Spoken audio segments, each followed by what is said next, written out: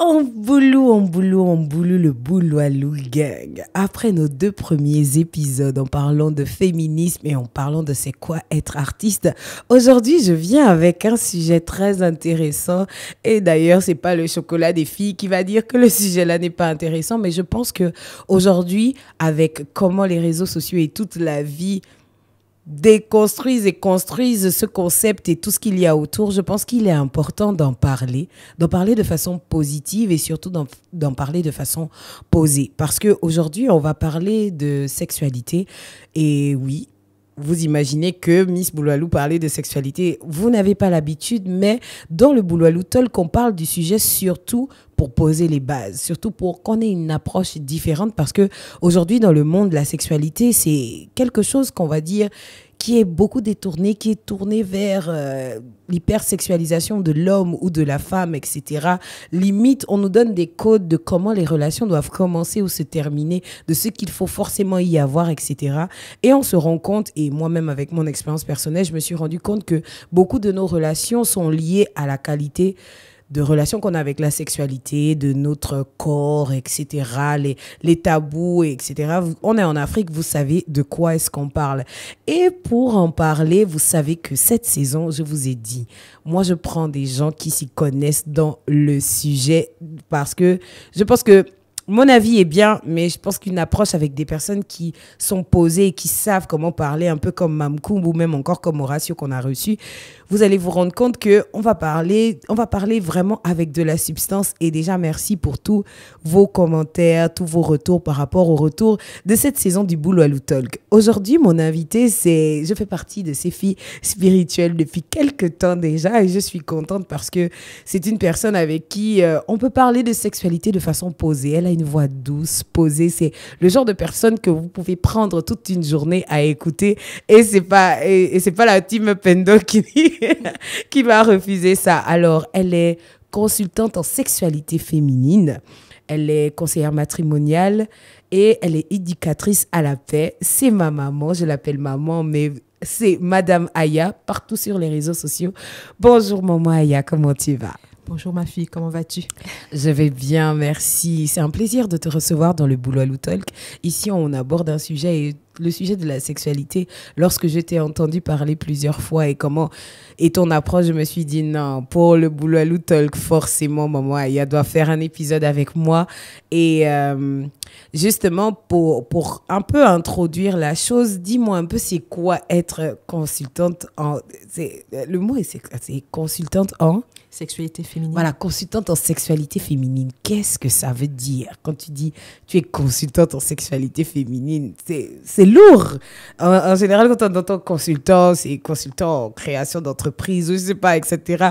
Et toi, tu es consultante en sexualité féminine. Qu'est-ce que ça veut réellement dire?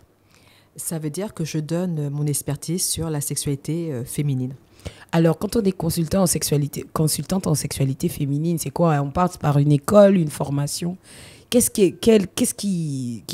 Comment on fait pour être consultante? Alors, d'abord, faut pas avoir de tabou. Ça, c'est clair. Déjà, quand on parle de la sexualité, il faut beaucoup lire, se documenter et se former aussi.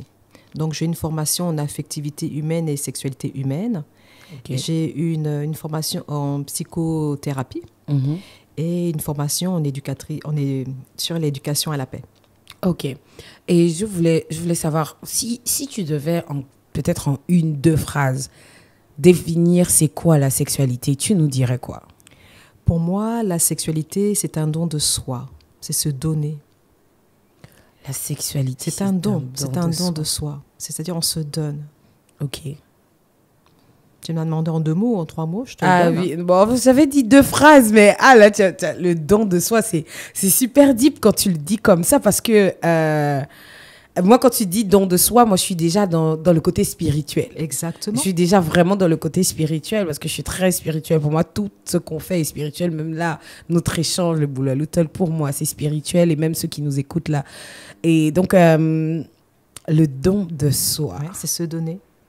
C'est se donner. Ouais. Et donc, quand on se donne, qu'est-ce que, dans la vision de maman Aya, on donne quoi exactement s'il y a quelqu'un qui est perdu là tout de suite? Parce que franchement, don de soi, c'est bref lourd, hein. et c'est du lourd, justement. D'accord. Pour moi, le don de soi, c'est un partage, c'est ne faire qu'un dans la sexualité. C'est une danse intime. C'est ne faire qu'un dans la sexualité. 1 + 1 = 1 dans la sexualité. C'est aussi un partage, c'est aussi un échange et c'est aussi de la créativité. Il y a beaucoup de créativité dans la sexualité. Il y a beaucoup de sensualité aussi dans la sexualité. La sexualité n'est pas juste un va-et-vient, mais la sexualité est une connexion vers l'autre, d'abord à soi-même et aussi vers l'autre. Je pense que pour pouvoir avoir une sexualité, si on devait parler du mot même, du mot sexualité, c'est d'abord comment moi je me définis en tant que moi, comment moi je me perçois, comment je perçois mon corps, d'abord pour aller rejoindre le corps de l'autre. Parce qu'en généralement, ça coince à ce niveau-là. C'est-à-dire, en fait, si on prend correctement ce que tu dis, c'est-à-dire que dans la sexualité, il y a d'abord une découverte de soi. Exactement. La découverte de soi, est-ce que c'est, voilà, je suis de peau marron, l'autre est de peau claire, je ne sais pas. C'est découverte de soi, ça veut dire découverte de son corps, de ce qu'on aime, etc. Alors, la découverte de soi, c'est d'abord se connaître. Quels sont les interdits que je vais mettre dans ma sexualité? Nous avons une propre sexualité et aussi l'autre a sa propre sexualité. C'est-à-dire que chacun des parties a sa sexualité propre, proprement dit. C'est-à-dire que moi, je viens avec mon expérience et l'autre va avec son expérience. Et cette expérience, après, il faut la combiner pour ne faire qu'une seule expérience. Okay? Mais le plus souvent, c'est on a du mal à se connaître. On ne se connaît pas. Et aussi, on a un bagage lourd au niveau de la sexualité parce que, de façon culturelle, c'est tabou, c'est sale, c'est juste pour faire des enfants. C'est l'homme qui doit avoir plus d'envie que la femme. Il y a tous ces petits trucs, tous ces petits paramètres qui font que parfois la sexualité est erronée et souvent bloquée vis-à-vis des couples. Ok, la sexualité est parfois bloquée vis-à-vis des couples. Et pour moi, c'est une expérience que j'ai un peu par rapport à la sexualité, avec un monde qui hypersexualise, par exemple, la femme et même l'homme, parce qu'on en parle beaucoup du côté des femmes, mais même l'homme est hypersexualisé avec les pectoraux, etc. Un homme devrait avoir cette taille, etc., sinon il n'est pas attirant, etc. Quelle est ta perception justement de ce phénomène-là, de l'hypersexualisation médiatique qu'on vit aujourd'hui ? En fait, on veut nous faire croire que pour avoir une bonne sexualité, il faut avoir un corps parfait. Pour avoir une bonne sexualité, il faut être dans la performance et non dans la qualité. Pour avoir une bonne sexualité, il faut être libertin. Pour avoir une bonne sexualité, il y a les gadgets pour adultes. Pour avoir une bonne sexualité, la société va te dire, ouais, t'as les films pornographiques. Et c'est faux parce que c'est un court-circuit dans la relation amoureuse, mais surtout dans la sexualité. Effectivement, c'est vrai que l'homme, dans la psyché de l'homme, ça commence par la vue. C'est-à-dire que quand il voit une femme, quand il perçoit une jante féminine, il regarde, il se dit, tiens, elle est pas mal, pourquoi pas, etc. Parce que n'oublions pas que dans le date, dans la relation amoureuse, l'homme n'est pas juste un compagnon de jeu ou n'est pas juste un compagnon juste pour discuter. L'homme, de façon, on va dire, de façon pas traditionnelle, mais de façon conventionnelle, c'est un prédateur, l'homme. Donc, c'est-à-dire que quand il va avoir un date avec une femme, une jeune dame, il va s'intéresser à elle, mais il va se dire, je veux du sexe avec elle. Alors que chez les femmes, c'est plus compliqué. Chez les femmes, ça passe par l'oreille. C'est-à-dire, c'est les émotions, c'est les mots doux, il faut qu'elle soit attirée, il faut qu'elle soit en sécurité. Yes. Donc, moi, j'ai toujours dit, c'est ce qu'on dit jamais à nos sœurs ou à nos frères, hein, parce qu'il faut parler aux jeunes, c'est que la femme détient la clé de la sexualité. Elle détient la clé de la sexualité. Et que l'homme a les clés justement de la relation. Ça veut dire quoi? Ça veut dire que faire l'amour, ça ne veut pas dire qu'on aura une relation. Le fait de faire l'amour, ce n'est pas parce qu'on va faire l'amour qu'on va relationner. C'est faux et c'est archi faux. Wow, that's deep. Parce que Ouais, c'est vrai en plus. On a la preuve dans notre société. Quand on dit, les autres utilisent le mot forniquer, donc beaucoup forniquent, Oui, exact. mais très peu construisent des Oui. relations stables, Oui. etc. Oui. Et en fait, là, tu viens de dire, la femme a la clé de la sexualité Ouais. et l'homme a la clé de la relation. Mhm. J'imagine que les féministes ont été un peu piqués par cette Oui, phrase-là. ça pique, mais c'est vrai, parce qu'aujourd'hui, au jour d'aujourd'hui, le féminisme a saccagé notre relation amoureuse et notre sexualité en tant que femme. Mhm. C'est-à-dire qu'on a voulu une telle liberté, on a voulu tellement être à l'égal de l'homme pour certaines, on a tellement voulu être masculine qu'on est réellement masculine dans notre sexualité, mais aussi dans notre relation amoureuse. C'est ça le vrai problème. C'est quoi être masculine dans sa sexualité? C'est-à-dire tout est dur, c'est-à-dire qu'on se comporte comme un homme, c'est-à-dire que c'est juste une relation sexuelle, et pas plus ni moins, il n'y a pas plus de connexion que ça. Dans la relation amoureuse, ça veut dire je suis masculine, c'est moi, j'ai un ego surdimensionné, je suis alpha, mais extrêmement alpha. Et il n'y a pas de féminité, il n'y a pas de code de féminité, tout est masculinisé, tout est au masculin. Et ça fait fuir les hommes. Ça fait extrêmement fuir les hommes aujourd'hui. Quand je dis que la femme a la clé de la sexualité, regardez, je vais vous donner un exemple. Je vais vous donner un exemple très simple. On va à une soirée. Bon, en fait, on se promène quelque part dans les rues de Elbeuf. Et puis, il y a une soirée, mais on n'a pas été invité. Ouais. Hein? OK. OK? Et on est super bien habillés, on est en mode, il faut qu'on aille à cette super soirée. Qu'est-ce qu'on fait? Mais qu'est-ce qu'on fait? On commence à chercher. On commence à chercher, on regarde à droite, à gauche, à droite. Quelle est la personne qu'on connaît qui est invitée finalement? Mais finalement, à on la connaît soirée? personne. On connaît personne. Mhm. Bon, on s'approche de la personne qui reçoit les invités. Un petit sourire avec assez subtil, sensuel, etc. Nous partons à la soirée. On nous fait rentrer. Parce que le gars se dit, ouais, c'est des femmes, il y a possibilité d'avoir relation sexuelle pendant la soirée, boisson à gogo, on y va. Ouais, je vois. Maintenant, les hommes, ils vont plus ramer que ça. Donc, un homme va se mettre devant la porte. Ouais, ben, t'es qui, toi? Ben non, non, mais t'es pas invité, toi, t'as pas de carton d'invitation. Ouais, mais je suis DG de l'entreprise Intel qui sponsorise la soirée. Ah, là, c'est différent. Là, c'est différent. Ouais. Est-ce que vous comprenez le game, là? Yeah. C'est pour cela que je dis qu'il est plus facile à une femme de rentrer dans une relation amoureuse avec le sexe que l'homme. Parce que, en fait, quand on regarde bien, c'est la femme qui a le dernier mot. Yeah. Et parfois, les femmes ont une telle puissance, mais c'est mal utilisé. C'est la femme qui va mettre l'homme dans une probabilité dans la relation amoureuse. Ouais, pourquoi pas, je sais pas, on verra. Ouais, mais non, tu vois. Voilà. On a ce pouvoir-là. D'accord? Mais effectivement, il y a deux choses qui sont vraiment importantes dans la relation sexuelle, mais surtout dans la relation amoureuse. C'est que pour les hommes, ils peuvent se servir de leur sexualité parce qu'ils ont ce pouvoir-là de faire des enfants à tout va, en tout va. C'est-à-dire de parsemer leurs semences, en fait. Yeah. OK?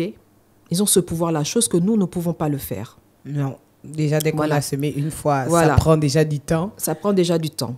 Ça voudra dire que la femme, elle, lorsqu'elle va commencer à relationner avec un homme, avec un mec, c'est du genre, il faut que ce monsieur-là soit le père de mes enfants. Mais pour qu'il soit le père de mes enfants, il faut qu'il soit comme ci, comme ci, comme ça. Donc, la femme va sélectionner. Elle va vraiment sélectionner. L'homme, il va propager. Jusqu'à ce qu'il va dire, celle-là, ça sera la gardienne de ma lignée. Mais pour faire ça, il faut que l'homme soit dans une relation sexuelle. OK? D'accord?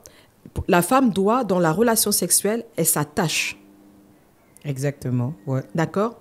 Ce qui fait que souvent, parfois, quand ça part en live, et certaines femmes se disent « Ouais, mais parce que je lui ai donné du sexe le premier jour, alors il est parti. » Non, parce qu'il ne t'a pas choisi. Il ne t'a pas choisi. C'est pour ça.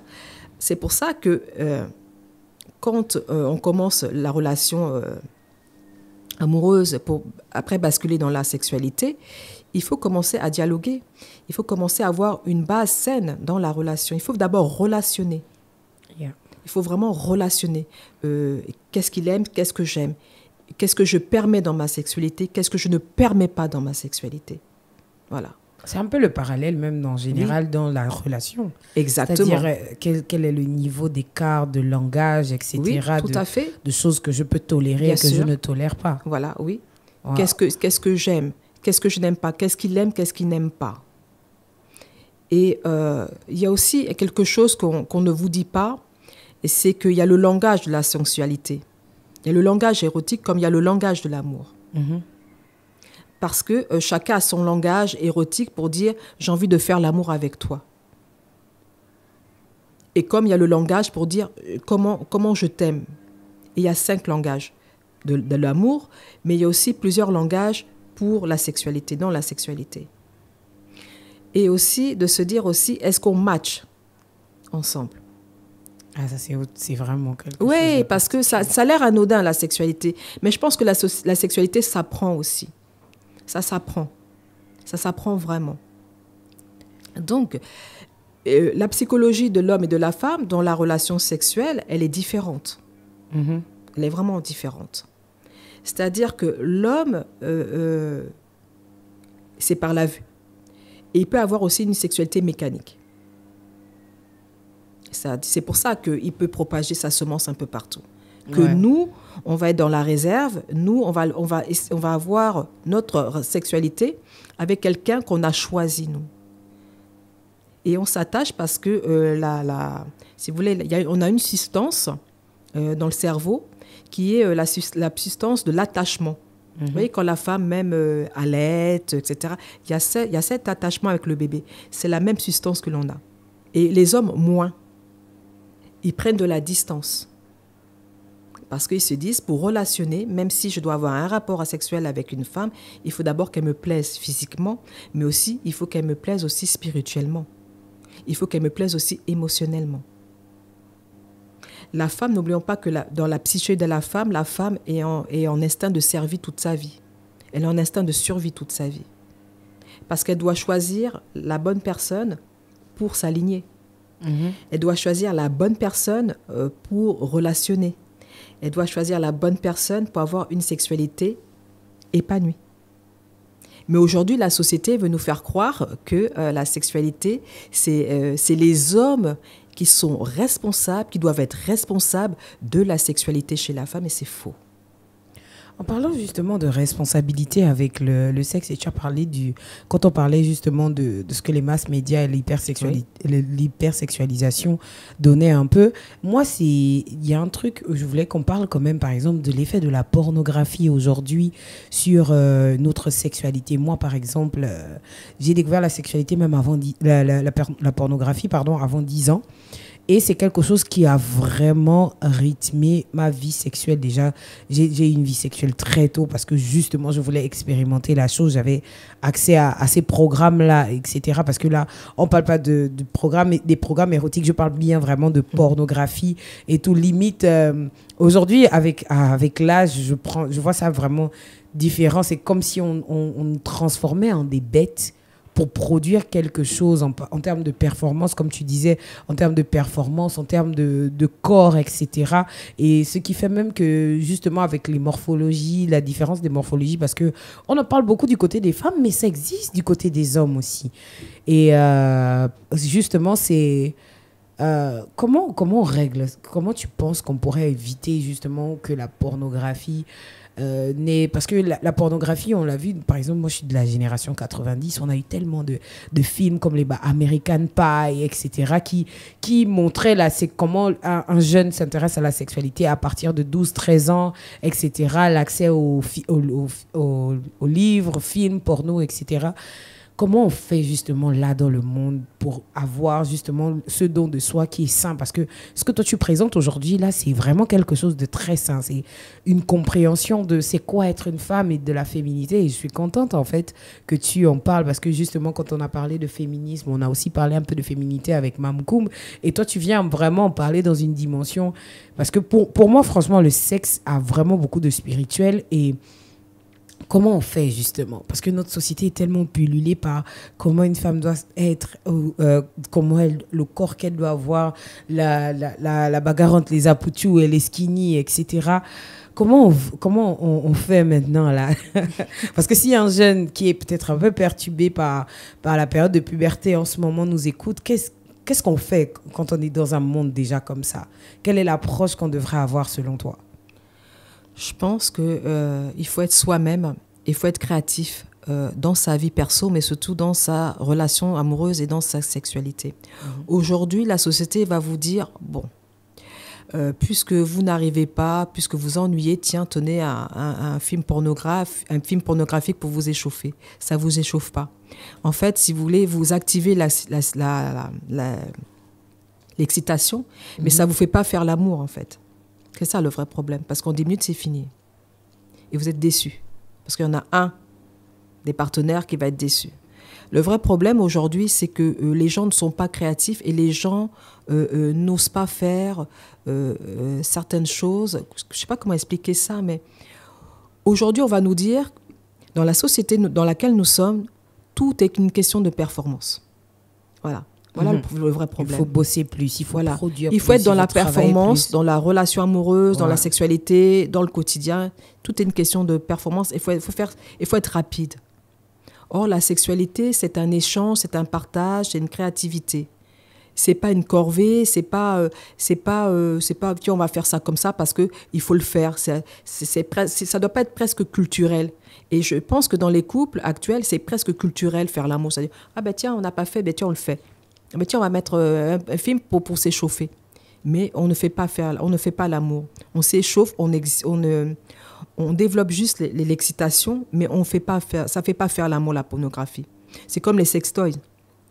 Ça ne fait pas faire l'amour, d'accord? Tout ce qui est libertinage, ça ne fait pas faire l'amour. Voilà. Ça vous coupe et c'est un court-circuit. Parce qu'à la longue, le couple va s'essouffler. À la longue, le couple va dire, bah, tiens, on a fait tout ça, mais on n'est pas heureux. Mais il faut se performer davantage.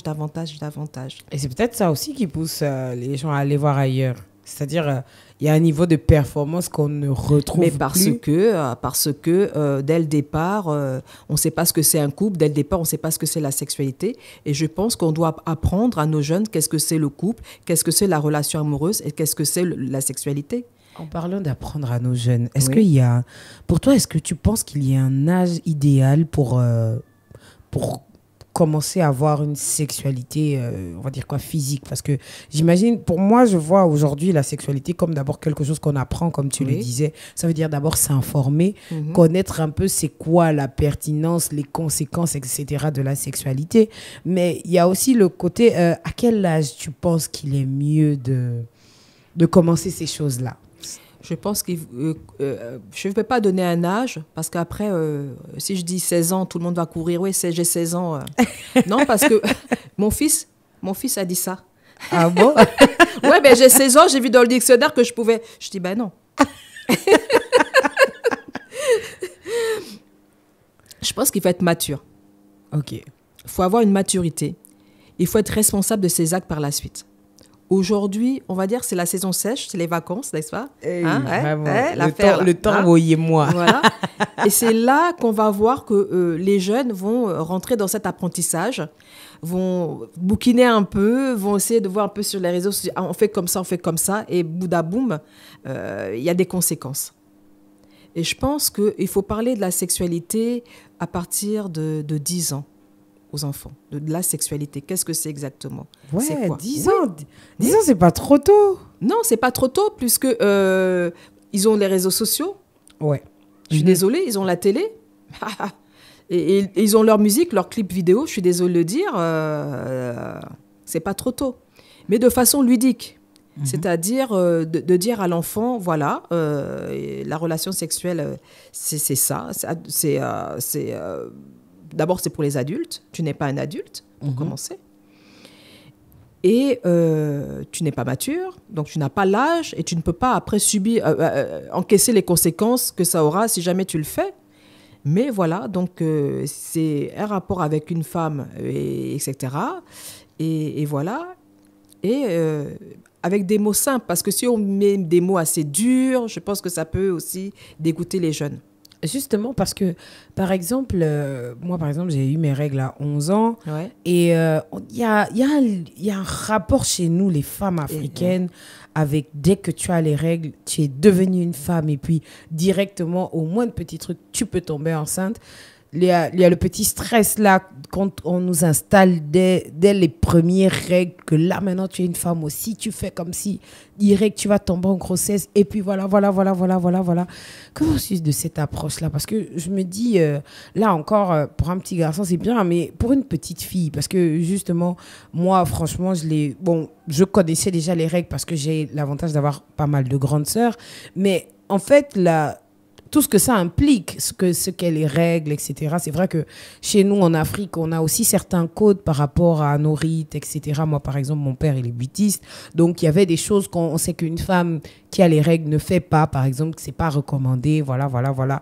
C'est des petites choses qu'on savait, mais comment on gère ça, par exemple, pour une petite fille? Parce que je me dis, bon, comme tu disais, le petit garçon, il peut être prédateur, il touche un peu à tout le monde et tout, mais pour la petite fille, vu que c'est la femme qui a la clé de la sexualité, comme tu l'as dit, comment on parle à une jeune fille de 12-13 ans qui commence à sentir des choses dans son corps, les hormones, etc. Bon, ça dépend aussi. Hein. Bon, pour nous autres, on a ressenti vraiment les hormones vraiment très tard, après 25 ans. Mais vraiment pour la jeune fille, 14 ans, 15 ans, qui voit ce qui se passe dans les réseaux sociaux, quel est ce rapport qu'elle devrait avoir avec la sexualité? En tout cas, c'est dommage qu'aujourd'hui, nous n'avons pas nos cercles féminins.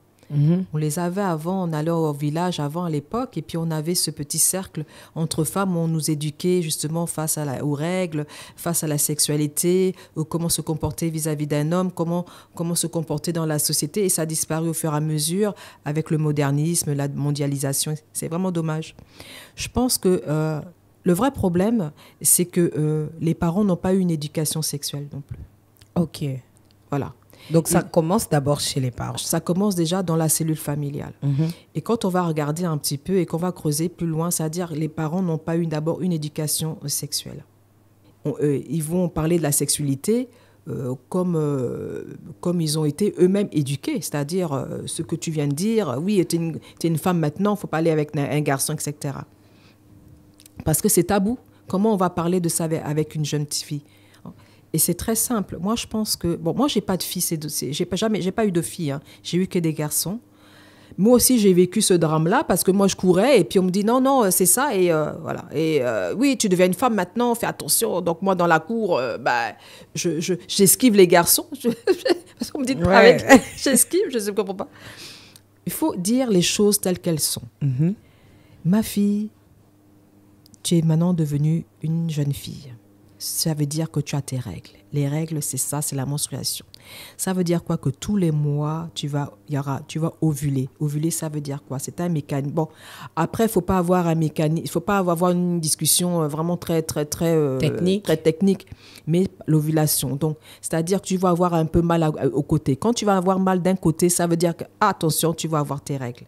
Attention. Mm-hmm. Attention à ce que tu ressens. Attention, vérifie aussi je vais pas être vulgaire, hein, mais vérifie dans ta culotte. Il y a une espèce de liquide qu'on appelle le glaire. Le glaire, c'est ça parce que tu es en préovulation, en ovulation. Mm-hmm. Ça, si tu vas en relation sexuelle avec un homme, tu peux tomber enceinte. Et c'est pas le but du jeu. Voilà comment on calcule un cycle.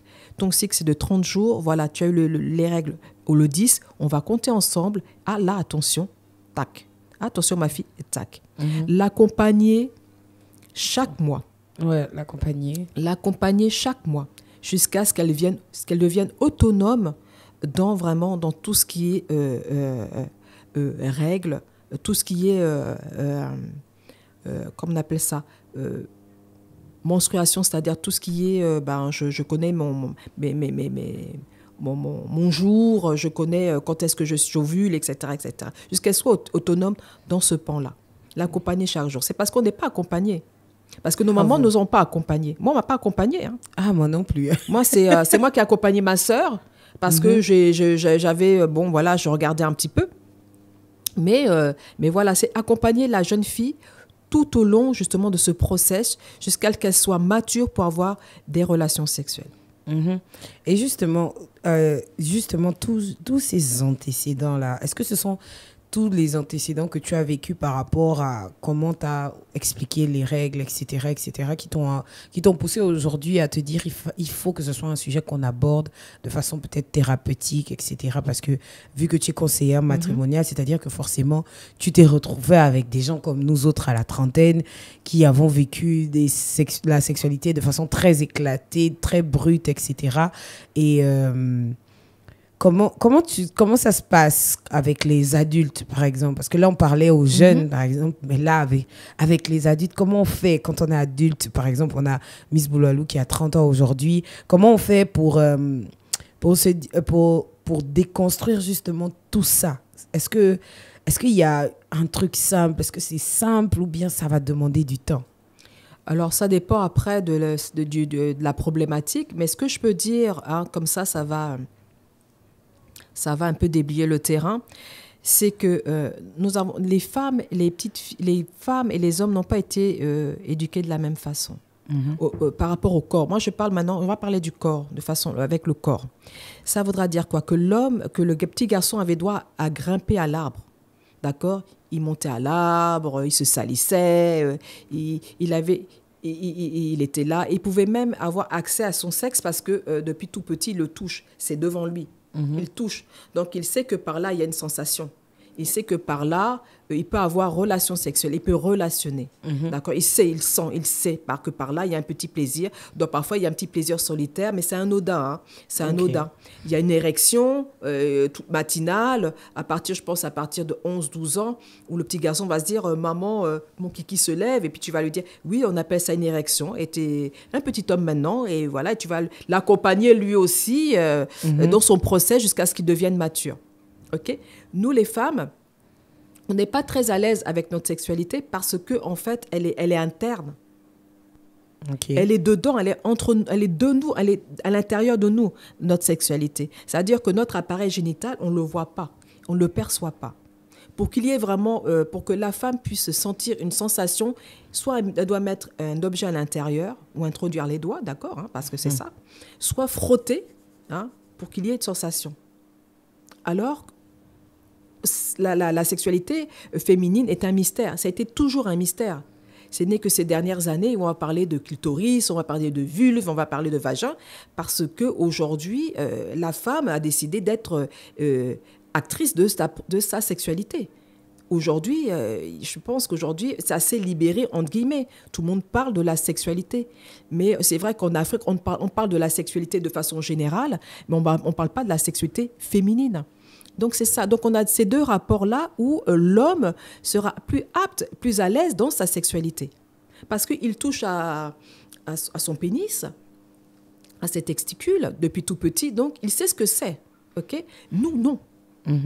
Alors, nous, on va essayer de voir, on va essayer de chercher comment ça se fait, etc. Et vous allez bien remarquer que presque toutes les sexualités, presque tout acte sexuel, quand on est en relation, elle commence par le bas.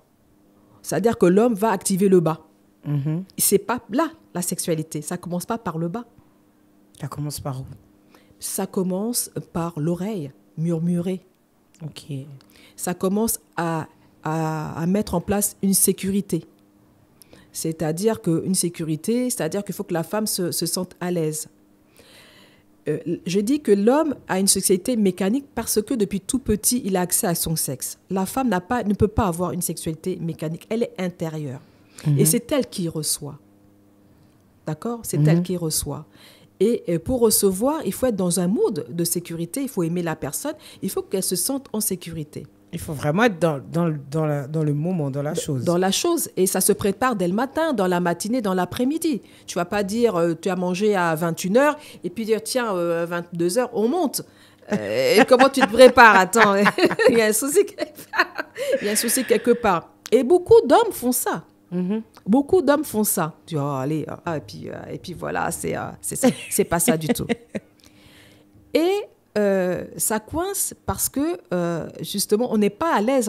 On n'est pas à l'aise avec notre corps aussi. D'accord. On n'est pas à l'aise parce que l'homme, c'est la compétence et la performance. La femme, c'est tout ce qui est émotionnel. D'accord? Si tu n'es pas à l'aise avec ton corps, tu ne peux pas être à l'aise dans ta sexualité en tant que femme. D'accord?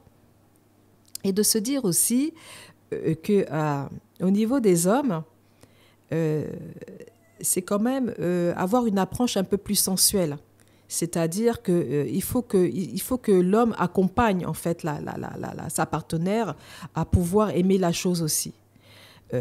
Prendre le temps, comprendre ce que c'est la sexualité féminine, mais aussi que la femme dise ce qu'elle veut et ce qu'elle ne veut pas dans sa sexualité, et ensemble créer une sexualité qui correspond à l'un et à l'autre. Est-ce que tu penses pas que c'est justement parce qu'on n'en discute pas? J'ai l'impression que le sexe, c'est genre, on va se découvrir là-bas, tu vois un peu sur le lit, et on n'en discute pas.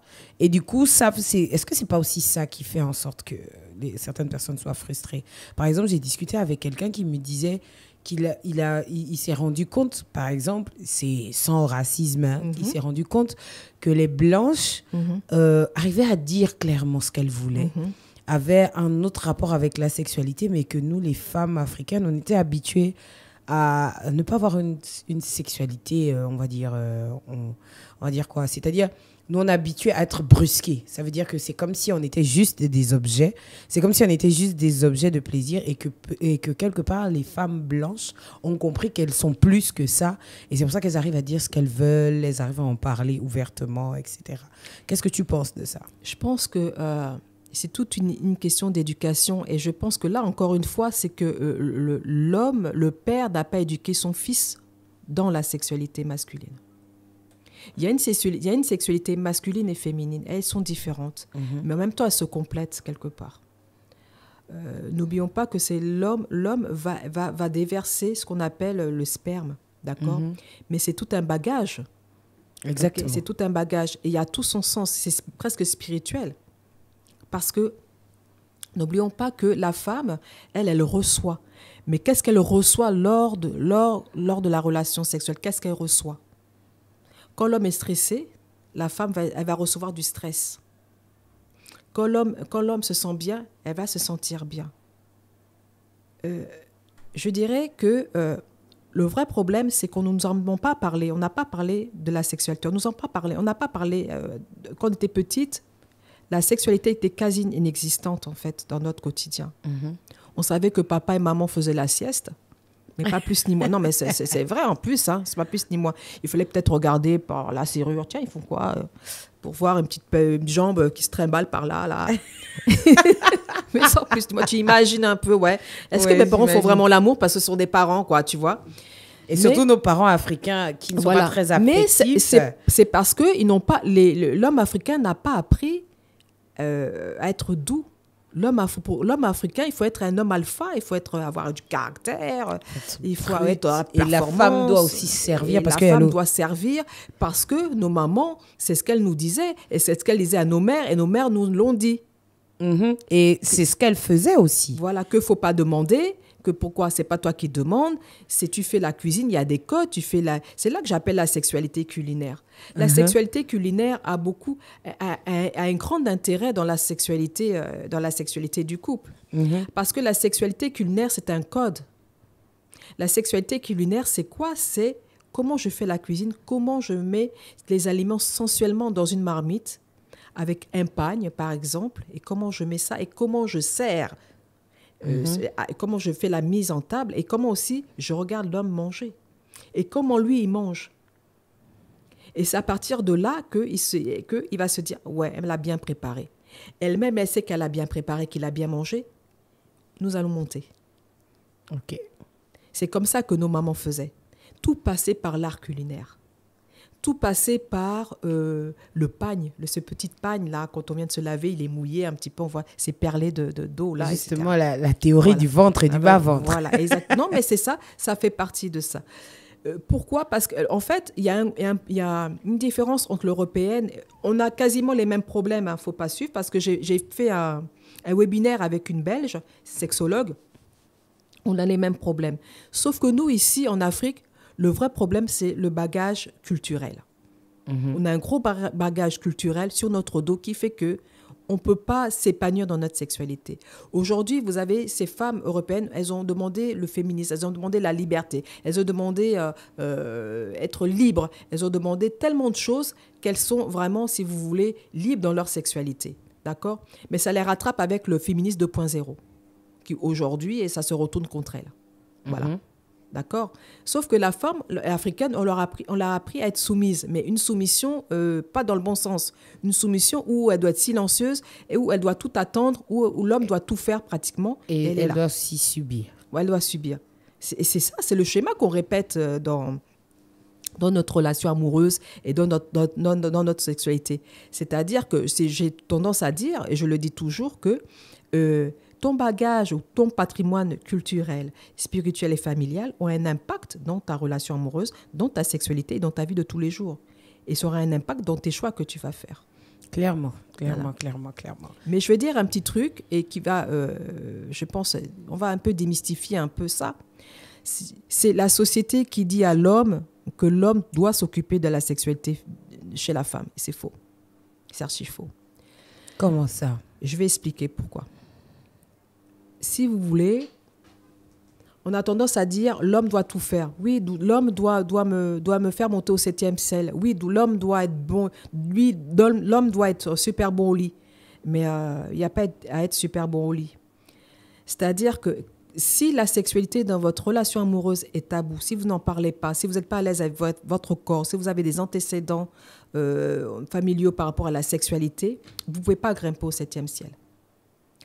C'est votre responsabilité, vous, mesdames, de grimper au 7e ciel, d'avoir un orgasme. Ce n'est pas l'homme qui vous donne un orgasme.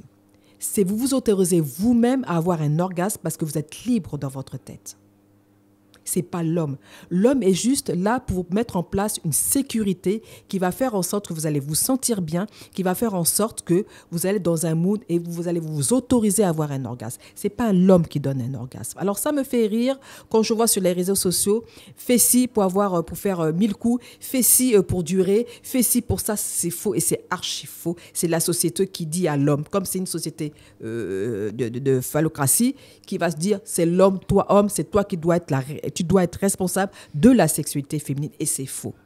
L'orgasme vient en récompense. C'est une récompense. C'est-à-dire que quand un enfant travaille bien, il fait quoi ? Vous lui donnez une récompense parce qu'il a fait des efforts. Et parce que vous avez fait des efforts dans votre sexualité, lors de la sexualité, parce que vous vous sentez bien, vous n'avez aucun problème, alors vous vous autorisez à avoir un orgasme. Ah, c'est très bien ce que tu dis parce que justement en termes de liberté, ça veut dire que au final on est tous responsables. C'est comme par exemple aussi un homme, c'est pas la femme qui va être responsable de tout son plaisir, etc. C'est que en fait je me rends compte et vraiment c'est quand on a une approche psychologique des choses et qu'on se rend compte que on a une grosse part à jouer. On a une grosse part à jouer soi-même d'abord dans le bien-être d'une relation, qu'elle soit d'abord amoureuse ou avant même d'être sexuelle. C'est pour ça que je tenais vraiment à t'avoir là en invité parce que je me dis, il faudrait qu'on dise à plus de personnes que arrêtons de dépendre de l'autre pour atteindre un certain niveau de bonheur ou de plaisir dans la vie parce que après aujourd'hui même le travail je me suis rendu compte que la relation qu'on a avec le sexe est souvent la relation qu'on a avec la famille, qu'on a avec soi-même et on a du mal à vraiment évoluer comme il le faut. Mais par exemple, s'il fallait, désolé les hommes, mais j'aime parler aux femmes des fois, s'il fallait donner des petites choses comme ça, quelques petits, je sais pas, des petits tips à une femme qui t'écoute, une jeune fille ou même une dame qui t'écoute, parce qu'aujourd'hui, je me suis rendu compte que même des femmes de la cinquantaine vivent des frustrations depuis des années et n'ont pas vécu certaines choses. Si une femme t'écoute là aujourd'hui, tu lui donnerais quels tips pour justement vivre cette liberté-là? La première des choses, c'est qu'il ne faut pas être complexé avec son corps. Ok. Étape 1, c'est vraiment être bien avec son corps. Étape 2, c'est de poser la question à savoir, est-ce que je pourrais me faire l'amour moi-même, à moi-même? Ok. Non? Parce que si tu ne le dis pas, si tu ne peux pas faire l'amour à toi-même, ça veut dire que tu ne peux pas faire l'amour à l'autre. Ok. Ok. La troisième chose, c'est d'être créatrice dans la sexualité. Okay? Être initiative, prendre les devants. D'accord? La quatrième chose, c'est maintenant, je vais vous dire maintenant, qu'est-ce que veulent les hommes? Ok. Le Boulalou Gang. Écoutez bien ce que maman Aya s'apprête à dire parce que je sens que ça va être très intéressant. Donc, on a dit les 3 étapes. 1, c'est le corps. Ne pas être complexé avec son corps, être bien avec son corps. Voilà. L'étape 2, c'est de se poser la question, est-ce que moi, en me regardant dans la glace, je peux faire l'amour à moi-même, avec moi-même? Ok. D'accord? Étape 3, on avait dit, il faut être initiatif, il faut prendre les devants. Oui, il faut prendre les Il devants. faut créer l'ambiance et tout ça, tout ça. Maintenant, c'est bien beau, mais maintenant, il faut rentrer dans la psychologie de l'homme. Ok. Parce que tu as beau faire tout ça, et puis, Ça donne rien. ça donne rien. Qu'est-ce qui se passe? Qu'est-ce qui se passe? L'homme aime avoir dans son lit l'actrice du film pornographique qu'il regarde matin, midi et soir. Ok. Est-ce qu'on est obligé Ouais. d'être l'actrice? Oui. Parce que si on dit finalement que la pornographie dérange un peu la perception du sexe aux hommes, est-ce qu'il faut vraiment être ça? Ça, c'est de façon inconsciente. C'est-à-dire c'est le fantasme qu'ils n'osent pas avouer, qu'ils n'osent pas s'avouer eux-mêmes. Mais c'est ce qu'ils veulent dans leur lit. Ça veut dire quoi? C'est ils veulent en fait une femme qui est libre dans sa tête, qui va prendre les devants, qui va être surprenante, qui va challenger, qui va les challenger. L'homme a besoin de challenge. N'oublions pas que l'homme, c'est la performance, la compétence. Donc, du matin au soir, cet homme exerce sa compétence et sa performance dans la société. Mais il a envie, en rentrant chez soi, dans son lit conjugal, il veut se faire gérer aussi par sa nana, quoi, je veux dire. Voilà. Il veut se faire gérer. D'accord. Voilà. Voilà, l'un des fantasmes des hommes, c'est justement une femme surprenante, une femme, presque la femme que vous voyez dans les films pornographiques. Mais sauf que c'est pas la femme qui est dans le... Mais sauf que c'est elle. Sauf que c'est... Parce qu'il faut passer de femme ou d'épouse à maîtresse dans son lit. Il sait que vous êtes une bonne épouse, il sait que vous êtes une bonne mère de famille, si jamais vous avez des enfants. Il le sait. C'est pour ça qu'il vous a choisi. Mais ils sont fous de votre compétence, ils sont fous de votre background, ils sont fous que vous soyez la mère. Lui, il veut avoir une pute dans son lit. Ok. C'est pour ça que les hommes vont ailleurs. Pour la performance? Non, pas forcément pour la performance, mais c'est pour dire, ouais, mais on n'en a jamais envie. Ouais, elle a tout le temps mal à la tête. Ouais, bon, on ne se comprend pas, de toute façon, c'est toujours tabou, c'est toujours dans la lumière, c'est toujours les mêmes choses, c'est toujours... Voilà. Parce que l'homme, je vous dis que l'homme est dans une compétence. L'homme, c'est un performeur, l'homme. L'homme a horreur du tout ce qui est linéaire. L'homme n'aime pas ça, il aime le changement, le mouvement. Regardez un peu comment la gente féminine se comporte autour de vous, autour de nous. Elle est challengée, elle se challenge du matin au soir. Nous, c'est très linéaire. Et surtout, ne pas percevoir la sexualité féminine ou la sexualité de façon générale comme une corvée. Ok. Voilà.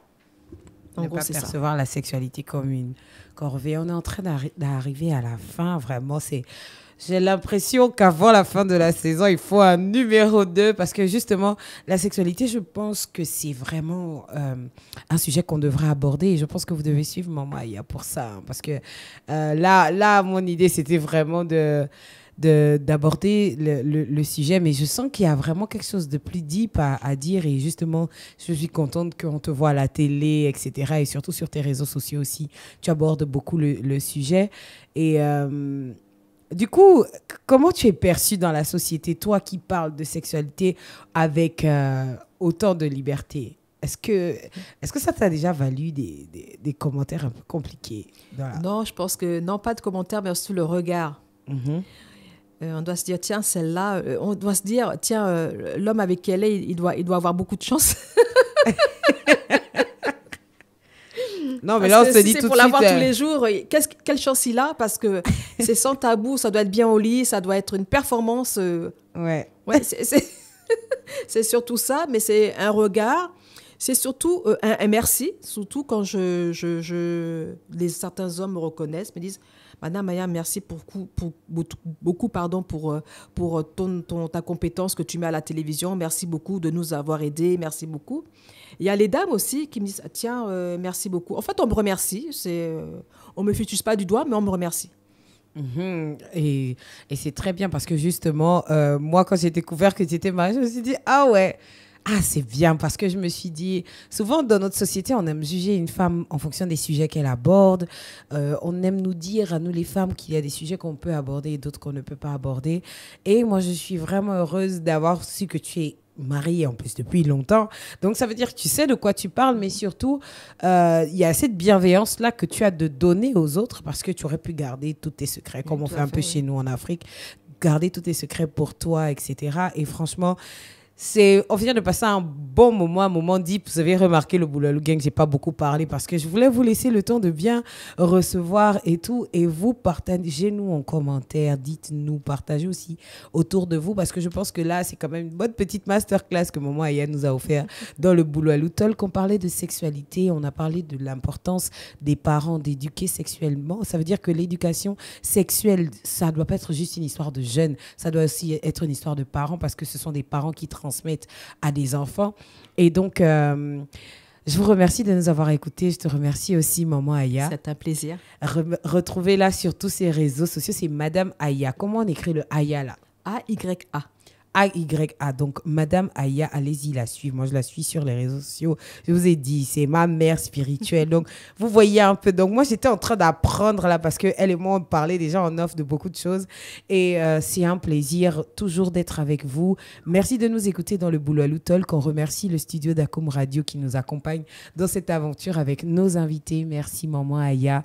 Et vraiment, je vous remercie à vous, le Boulalou Gang. Merci à Mouki qui est à la technique. Et on vous fait plein de bisous, Miss Boulalou.